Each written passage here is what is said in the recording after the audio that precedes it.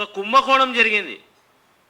ఆ కుంభకోణం గురించి మాట్లాడినరా బాబు అంటే, ఆ కుంభకోణంలో బాధితులు ఎవరు, నిందితులు ఎవరు, అసలు ఆ కుంభకోణం దేని కొరకు జరిగింది, దాని వెనుక ఉన్న వాళ్ళు చదువుకున్న వాళ్ళ, చదువుకోలేని వాళ్ళ, డబ్బులు కట్టిన వాళ్ళు చదువుకున్న వాళ్ళ, చదువుకోలేదురా, అసలు అప్పనంగా అధిక వడ్డీ ఆశతోటి కోట్ల రూపాయలు, లక్షల రూపాయలు పోయి అవారగాళ్ళు, జులాయిగాళ్ళ చేతిలో డబ్బులు ఇవ్వడం జరిగింది.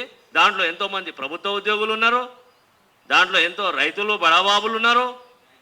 మరి మీకు కనీసం ఇచ్చేటప్పుడు అది రెండు విధాలుగా ఉంది. ఒకటి చూసుకుంటే కాల్మని, ఇప్పుడు బాధితులే కాల్మని కేసుకు గురయ్యేటట్టున్నారు. దీంట్లో అసలు విచారణ మొదలు పెడితే మీకు ఆ లక్షల లక్షల డబ్బులు ఎక్కడి నుంచి వచ్చింది?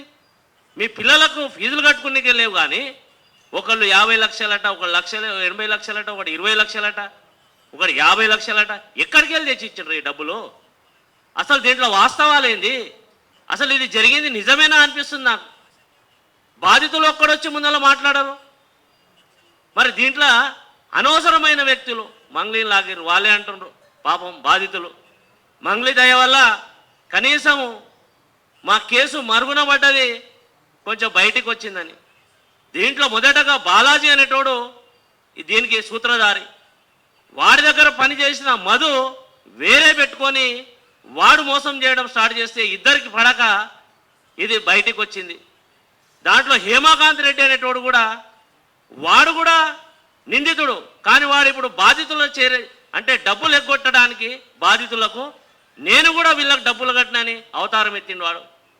మరి దీనికి అంతటికీ ఏం జరుగుతుందో అని చెప్పేసి మాలాంటి చదువుకున్న వాళ్ళు, సంఘాల నేతలు మనం ఫీల్డ్లో పోయి ఎంతమంది బాధితులు ఉన్నారు, ఎంతమంది నిజంగా డబ్బులు కట్టారా లేదా అవి మనం ఎంక్వైరీ చేయాలి. కానీ పోయి మంగ్లీకి ఆపర్చునిటీ ఇవ్వద్దు. మంగ్లీ వెంబడి పడితే ఏమొస్తుంది బాబు? మంగ్లీ వెంబడి వారి పేరు తీసుకుంటే ఈ కేసు ఒక లొట్టపీస్ కేసు అయిపోతుంది.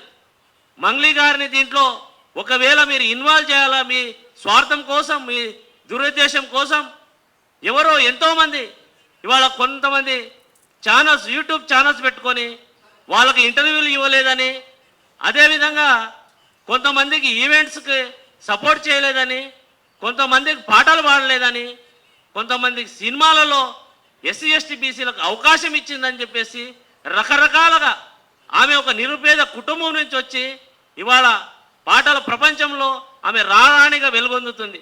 అలాంటి మంగ్లీ మీద ఈరోజు లంబాడి కులం చిన్న స్థాయి కులం నుంచి ఇవాళ శాసించే స్థాయికి వచ్చిందని చెప్పేసి ఇవాళ కళ్ళు మంటనా మీకు? మంగ్లీ వెనకాల ఎవరెవరు ఉన్నారు? ఇవాళ మంగ్లీని తొక్కడానికి, అణగదొక్కడానికి ఎంతమంది పనిచేస్తారు? అది గ్రహించాలి కదా. లంబాడి సంఘాలు, బంజారా సంఘాలు అని చెప్పుకునే ఎవరైతే మంగ్లీకి వ్యతిరేకంగా ప్రచారం చేస్తున్నారో మీకు కనీసం బుర్ర ఉండాలి కదా. మన జాతి బిడ్డ, మన జాతి ఔన్నత్యాన్ని ఇవాళ ఖండాంతరాలు దాటించింది కదా. మన సేవాలాల్ పాటలు అయితే ఏంది, తీస్ పాటలు అయితే ఏంది, బతుకమ్మ పాటలు అయితే ఏంది, ఇవాళ భక్తి పాటలు అయితే ఏంది, ఇవాళ మంగ్లీ గారు చేస్తున్న సేవ సమాజానికి చాలా గొప్పది, విలువైనది. అలాంటి మంగ్లీ గారి మీద అసత్య ఆరోపణలు చేసి ఇవాళ చలిమంటలు కాచుకుంటాం, గుడ్డు మీద ఈకలు పీకుతామంటే ఇది ఎంత హాస్యాస్పదమో ఇవాళ సమాజం అర్థం చేసుకోవాలి. మీ చేష్టలు చూసి ఇవాళ సమాజం నవ్వుకుంటుంది. వీళ్ళు చదువుకునే వాళ్ళేనా? వీళ్ళు తోటి సమాజం మీద ఇవాళ సపోర్టుగా ఉండాల్సింది పోయి వీళ్ళది ఏది వెకిలి చేష్టాలు, వెర్రి చేష్టాలు అని చెప్పేసి మీడియా మిత్రులకు, అదేవిధంగా ప్రభుత్వానికి మేము ఒకటే డిమాండ్ చేస్తూ ఉన్నాం. చాలామంది చాలా రకాలుగా కన్ఫ్యూజన్ చేస్తూ ఉన్నారు. కాబట్టి డీసీపీ గారు మొదట్లోనే ఎంక్వైరీ చేసి దీంట్లో మంగ్లీ గారి పాత్ర లేదని తేల్చిన తర్వాత కూడా మళ్ళీ మీరు రకరకాలుగా మీరు కుహన మేధావులతోటి కుయుక్తులు పన్ని మీరు ఆమెను ఇవాళ అవహేళన చేస్తాం, అపహాస్యం చేస్తామంటే మేము సంఘాలుగా ఊరుకోమని చెప్పేసి హెచ్చరిస్తూ ఉన్నాం.